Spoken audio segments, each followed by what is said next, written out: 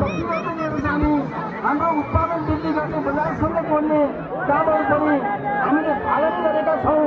सफा स्वच्छ र नमुना गाउँ बनाउने र हेल्दी भिलेज बनाउनेतर्फ पनि गाउँपालिका सरकार लागिरहेको छ। यहाँहरूलाई म यो जानकारी गराउन चाहन्छु। त्यो सँगै यो जनमुखीकै ठुलो भूगोल ओगट्ने बुढी गण्डकी राष्ट्रिय गौरवको योजना पनि अगाडि बढ्ने क्रम भइरहेको छ। यसले ज्वालामुखीको समृद्धि अवश्य ल्याउँछ। त्यसकारण यी धेरै महत्त्वपूर्ण कामहरूको थालनी भएको छ र सुरु गरेका छौँ। त्यसकारण ज्वालामुखी गाउँपालिका ज्वालामुखीवासीको लागि हामीले गर्नुपर्ने आधारभूत विकास निर्माणका काम पहिलो शर्तको रूपमा सडकको व्यवस्थापनदेखि लिएर गएर सडक प्रतिबद्ध लिएर जाने, हाम्रो उत्पादन वृद्धि गर्ने, बजारसँग जोड्ने कामहरू पनि हामीले पालन गरेका छौँ।